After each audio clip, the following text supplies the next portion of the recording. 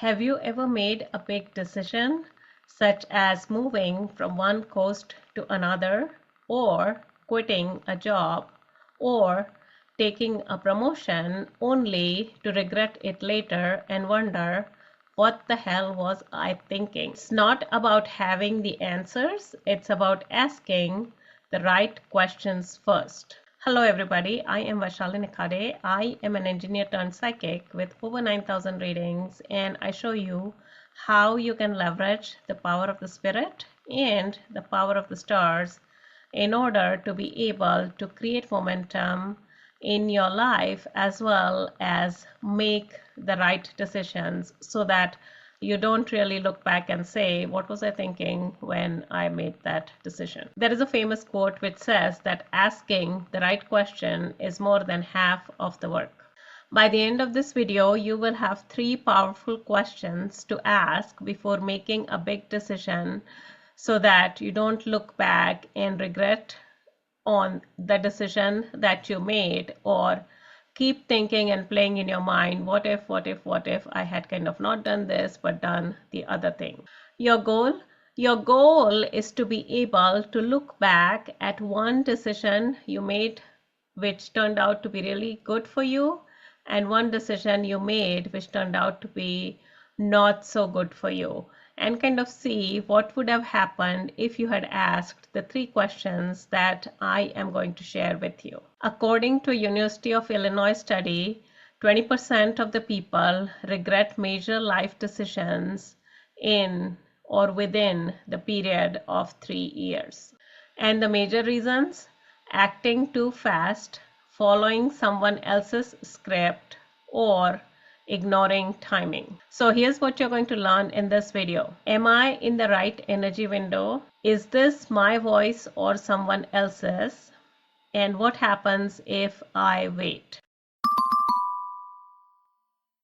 So let's get to it. The first part is, am I in the right energy window? According to a Harvard Business Review on productivity cycles, 80% of the people underestimate how much timing influences results. So results are actually determined by timing, and it's not my timing or your timing. How I wish that could be true, but it's not.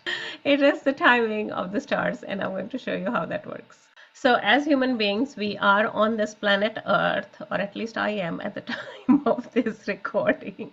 As human beings, we are on this planet Earth, and our timing is influenced by the stars. I referred to this in a previous video where I said that nature is cyclical until it is not, which means that you have cycles. You have day and night, you have full moon and new moon.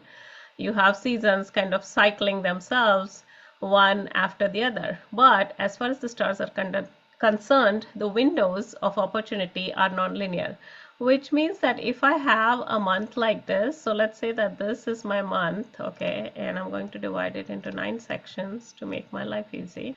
If this is my month and the stars decide that they are going to create a window of opportunity here, then I better be ready to kind of take advantage of this window of opportunity, and I better have all the prep work done here so that when this window of opportunity comes, I can actually leverage the power of this window or take part in the success that it is going to give me.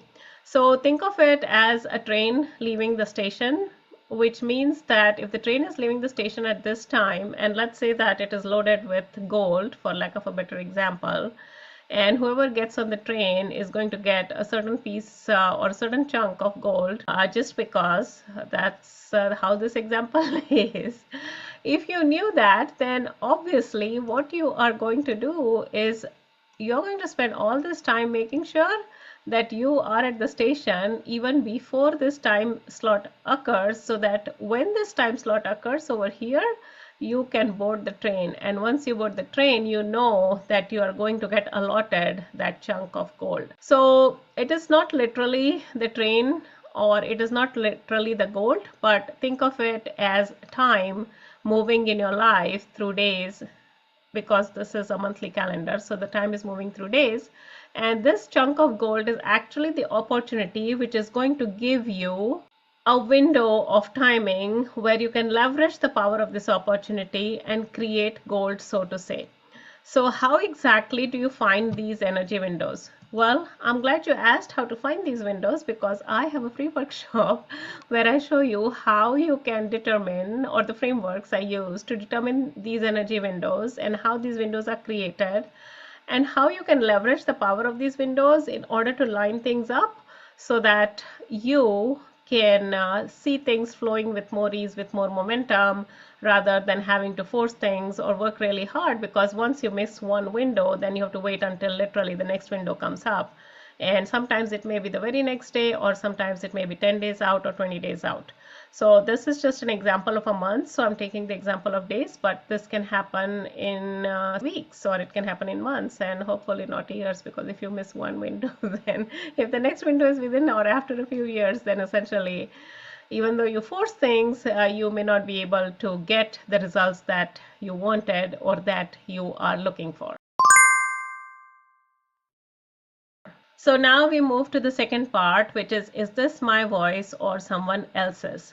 Which means, are you listening to your own intuition, or you are forcing someone else's dream through you, which means you are the channel or conduit for someone else's dream. And the easiest way for me to explain this is with an example. And let's say that there's a girl named Cindy, and Cindy has a mom. So let's just call her mom. So mom had this dream that she wanted to go to medical school, but for whatever reason, she couldn't go to medical school. So then she has a daughter called Cindy, and as Cindy is growing up, she is being influenced by her mom that Cindy needs to go to medical school. So even though in her mind, when Cindy is with her friends and stuff, she feels like she doesn't want to go to medical school, she wants to do arts and stuff, her mom is influencing her. So when it comes time to taking the admission, she has to apply, or she is kind of being coerced lightly to apply to medical school through her mom. And because it is her mom's dream, Cindy kind of feels a little obligated and she signs up for medical school. So this is an example of someone forcing their dream through you. And if such a scenario occurs, or when such a scenario occurs, you have to be strong enough to kind of stand on your feet and say that you are not going to do this. This is not your dream.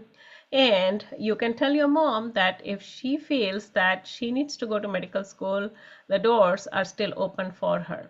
But a lot of people kind of get carried away, and they could just easily kind of sign up for medical school, go through all the schooling, and then realize, oh shoot, this is not really the thing for me. So go ahead and put in the comments below if you feel like you have ever made such a decision in your life where you're kind of being lightly coerced, and it kind of turned out to be the decision you made, even though it was not your decision. And then the last point is what happens if you wait. And I'm going to give you a really nice story which a friend of mine told me. And this is what he said. He said that whenever I visit a mall and I look at things, things look so nice in the store. So let's say you go in the store, everything looks nice and shiny, and you're so tempted to buy it. So what he does is, this is what he told me. He says what he does is, okay, I make a note of it, and then I go and take a walk around the mall. And then after my walk is over, if I still feel like going and buying that thing, I go and buy it. But I never succumb to it that I'm just going to go and buy it the time or the moment I set my eyes on it. So essentially, the question is what happens if you wait, which means that if you sleep over it, are you still going to feel the same, or are you making that decision in a space where you have, let's say, a lot of emotions, a lot of anxiety or emotional anxiety, where you feel that for whatever reason, oh my God, if I don't take this, it's going to go, kind of a thing. Because if you come to that point, then essentially you haven't been like looking at those energy windows, or it's almost like most of the times you won't have to make a decision like that unless it's like a life or death situation, which it doesn't occur very often. So for most of the decisions, you should be able to sleep over them, or do the mall example where you can go and take a walk around and see if you still want to buy that thing. So go ahead and hit the like and subscribe button if you feel that you learned something from the mall example, and if this is something that you are going to do in your life, because I actually do that when I go to a mall. When I'm tempted to buy things, I just sit over it a little bit, I go and take a walk around, and then I decide if I really want to get that item.